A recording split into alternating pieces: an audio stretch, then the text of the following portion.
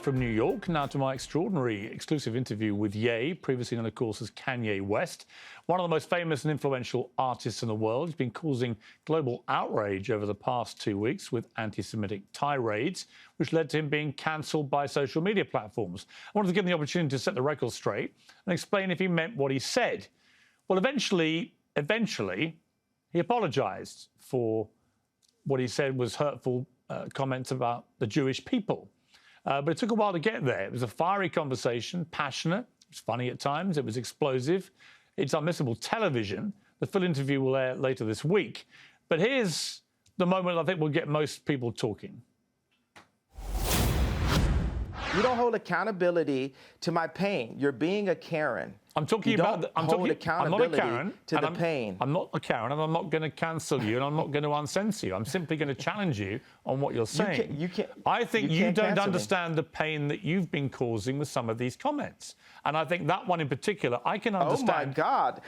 God forbid! God forbid! One comment could cause people to feel any of the pain that my people have went through for years. Even like the blacks being ushered to the left during the civil rights movement. No one has cared about black people. All right. No one is.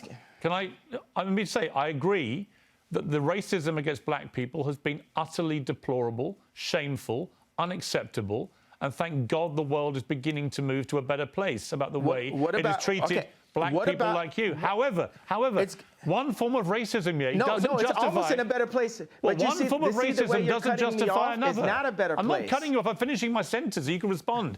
One form of racism. It is racism when you say I'm going DEFCON for Jewish people. I was in a position where I've been hurt, and this is the way I had the right to express myself.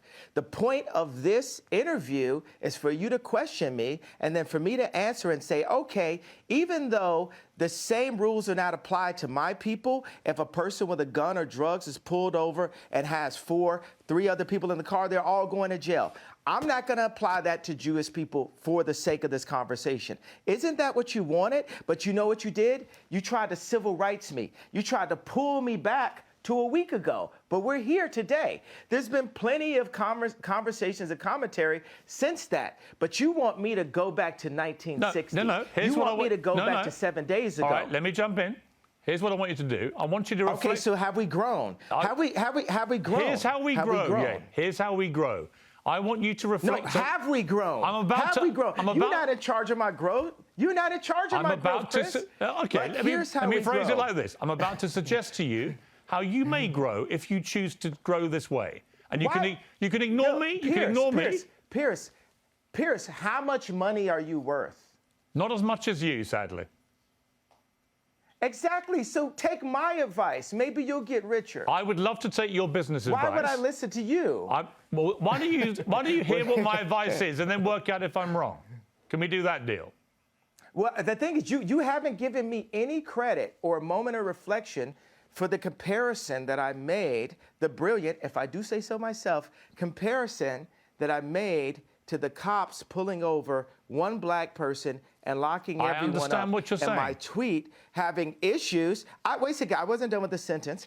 My tweet referring to all Jewish people, I said, for the sake of this conversation, I will refer to the business people who have destroyed me and my people and my fellow creatives. But you didn't even accept that I gave you that. You tried to push me back into 1960. No, I didn't. You tried to push me back into last week. No, I didn't. Okay, do you accept that example that I gave you? I understand completely the example you gave me. I think all racism is wrong. So I feel that we've grown. I would like you to reflect. I feel we've grown. Do you feel we've grown? If you've now changed what you wanted to say originally, my question for you is, do you now regret saying DEFCON 3 on Jewish people? Are you sorry you said that? No. I don't think it matters. You should be. Absolutely not. You know, I will say I'm sorry for the people that I hurt with the DEFCON, the confusion that I call. I feel like I cause hurt and confusion. And I'm sorry for the families of the people that had nothing to do with the trauma that I had been through, and that I use my platform where you say hurt people, And I was hurt. Yeah. It's an uncensored interview. You said something which you've now wished you hadn't said, and you've apologized. I actually think that says a lot about you, right? That shows you've got that ability to be self-aware, to understand when you cross a line. I think someone like you, with all your energy and creativity and your passion, you're going to say stuff. The way that you talk constantly and in such an extraordinary manner, you're going to trip up. You're going to say things the wrong way. I don't think there's anything wrong in, when you do that, doing what you just did and saying, look, I'm sorry, I crossed a line, I apologize. I want to say that it's wrong to hold an apology hostage, and I got to let go of that and free myself of the trauma and say, look, I'm just going to give it all up to God right now and say to those families that are hurt, I really want to give you guys a big hug, and I want to, I say, I'm sorry for hurting you with my comments, and I want to word it in not in like a political way, but in a presidential way, which means what I knew a president to be when I was growing up. So that was Ye, formerly Kanye West. It's an extraordinary interview. We're going to actually air almost the entire thing at the end of the week, so people can see everything in real context. But very obviously, throughout the course of the interview, he began, I think, to understand the impact of his words, which had caused such offence, and finally got to a place where he apologised to people who'd been offended, particularly Jewish people. Well, joining me now is Fox News contributor Tyrus, along with KISS frontman Gene Simmons. Let me start with you, Tyrus. We just had to quickly get that series of clips together to try and say some of the context of what happened, because to start with, he was resolute, I'm not going to apologise, and then went on a sort of long clarification of he was talking about business people who had, in his view, had let him down and so on. But there's no doubt the original comment that he made, that he tweeted, for which he was deplatformed from social media, it was talking about the Jewish people in generality, and therefore very offensive. Well, first of all, I don't even know if I would call that an interview. That was you sat him down under the tree of wisdom. And that reminded me so much of seeing what a father would talk to an angry son. Like, you worked through so many emotions with him to get him to a place to where he was able to. And you really see that over the 2 hours. That. It's a journey and that was he a goes tremendous, on. and your patience, because I'm telling you right now, no one else was going to sit there for 2 hours. Right. And I think long after this interview, you're going to help him, because what I see when I see Ye, I see a hurt man. His life has been in public nonstop. Horrible divorce, fighting over his children. Every time he speaks, some group will take advantage of him, use him. He's a victim of his wealth, but he's not a victim. And the one thing he said that I thought just was poignant, and you walked right through it, was, I make more money than you. How can I get from you? But here's the deal. You can't buy wisdom with money. Yes. And I look at him as a former bodyguard. If I was his bodyguard, I wouldn't have let him wear the white shirt. I wouldn't have let him do those things, even if it would have cost me my job, because he's helping other individuals rise. They get the world famous attention, but he gets all the consequences. Yes. And his stuff gets lost in his anger and his depression, because what he was talking about, I get.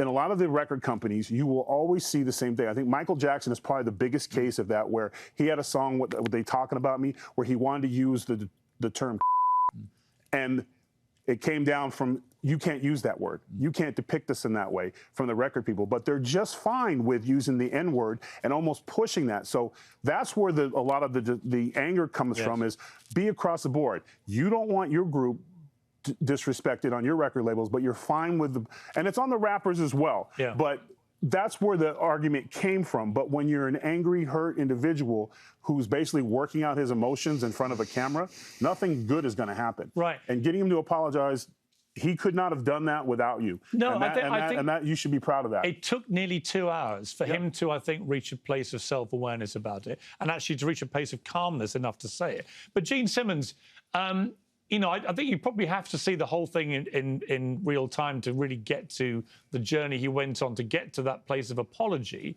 But do you accept the apology? Do you think the Jewish people should accept the apology? Or was what he said such a line crosser that he shouldn't be allowed to even talk about this anymore? Well, you certainly put me in an awkward position. I'm not here to speak for Jews or the Jewish people or anything, although by birth I happen to be one, in fact, an Israeli. I had no choice in the matter. That's just the luck of the draw. Let me state, in the interest of full disclosure, Ye/Kanye and I have never met. We've never emailed each other. I have no idea what's in his mind. All I know is what the media has shown me of him. And the astute gentleman who was on before me, his comments, I think it sounded true to these ears, which is Kanye sounds, from everything I've heard, it's erratic behavior from my point of view, respectfully. He sounds really wounded. He sounds hurt. So he's lashing out. I get it. Let's be clear about this. African Americans have been tortured physically, mentally, culturally for decades, centuries. But you're talking to people who've heard this story and have been tortured mentally, physically for thousands of years. Goes back to the Bible, which our people wrote and gave to the rest of you guys. So you have to go back in history and get a sense of what all this means. You're talking about African Americans and Jews. Jews have done well. Let's be clear, because they worked for it. But don't kid yourself.